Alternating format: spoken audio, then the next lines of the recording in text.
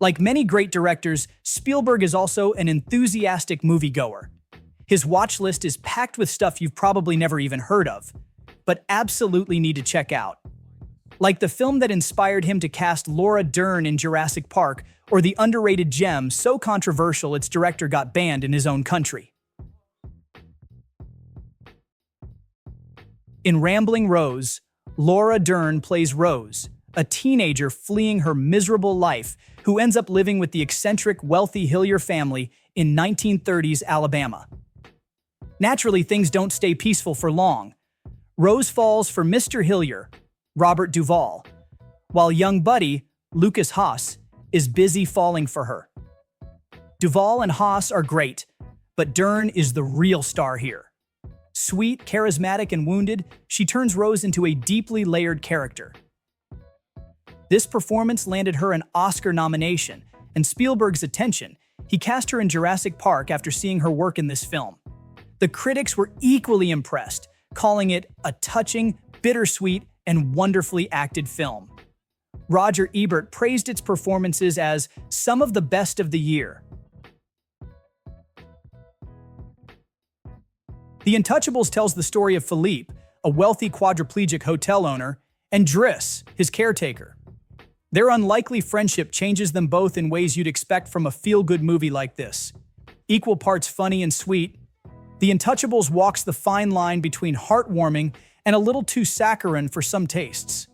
What sets it apart are the excellent performances from its leads, which elevate it above other inspiring friendship films. A surprise box office juggernaut in France, it even outpaced Spielberg's own The Adventures of Tintin. Spielberg, for his part, named it one of his highlights of 2012 in a Time magazine interview.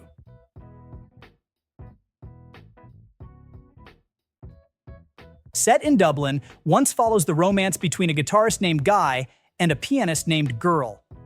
Think of it as Ireland's answer to Before Sunrise, except this one trades wordy dialogue for songs. Their relationship is far from simple. Guy is still nursing wounds from a past love, and Girl is, inconveniently, married. The understated performances feel incredibly real, which makes sense considering the actors got together while filming. Spielberg called Once a little movie that gave me enough inspiration to last the rest of the year.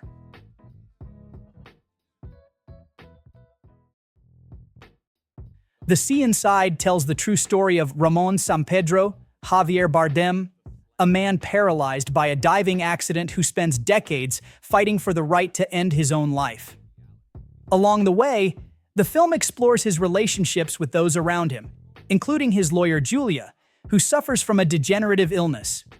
While Julia supports Ramon's decision to die, she's battling her own declining health. Sweeping 14 out of 15 Goyas, The Sea Inside became Spain's most awarded film. Spielberg was so impressed, he sent a congratulatory letter to director Alejandro Amenábar. Russian Ark isn't just a film. It's a 96-minute flex. Shot entirely in one continuous take inside the Winter Palace in St. Petersburg, it takes viewers on a whirlwind tour of 300 years of Russian history. Guided by a ghost, played by director Alexander Sokurov himself, Sokurov's commitment to the single-shot gimmick is nothing short of insane, especially since he didn't have fancy CGI to save him like Birdman or 1917. The third take was the charm after the first two crumbled under technical glitches, with the Steadicam operator reportedly almost dying. Spielberg called it one of his favorite films, but admitted, "I would not want to make a movie in one shot."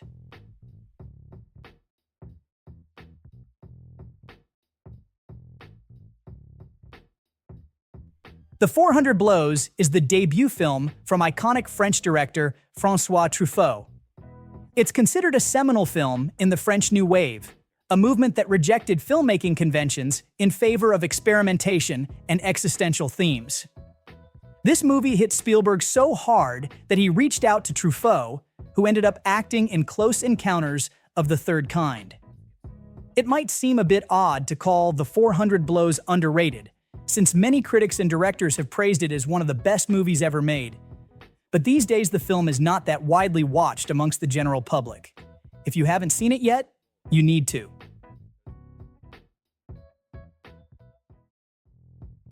Smooth Talk by Joyce Chopra stars a young Laura Dern as Connie, a 15-year-old girl who wants to be grown up, but who is still naive and innocent. Things take a turn when Connie catches the eye of a seemingly polite, friendly young man who radiates just enough creepy vibes to make you uneasy. Smooth Talk won the Grand Jury Award at Sundance when it premiered in 1986. The festival was only 4 years old then. The really remarkable thing about Smooth Talk is just how true to life it is, right up until the final half hour, when reality's darker side grabs the spotlight. Steven Spielberg, already a father back then, told Chopra that Smooth Talk petrified him. Blue is the Warmest color explores the relationship between two young women. It's an immersive tale about first love which examines its characters in great detail. Blue is the Warmest color won the top honor, the Palme d'Or, at 2013's Cannes Film Festival. It was by far the best film in competition, or at least the most powerful.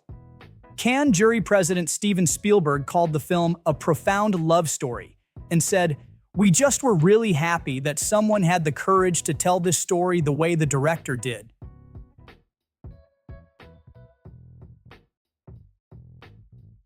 Set in modern-day Iran, a separation dives into the turmoil of a middle-class family in Tehran, painting a strikingly rare portrait of life under the country's theocratic regime.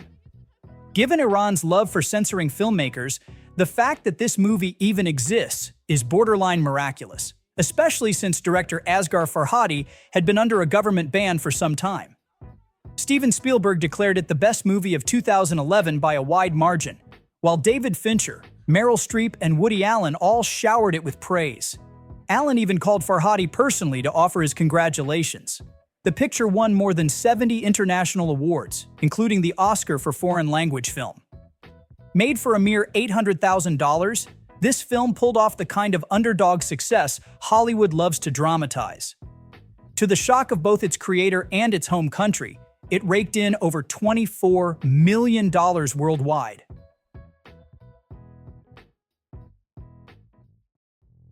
Heaven knows how many times Spielberg has seen that man from Rio by now.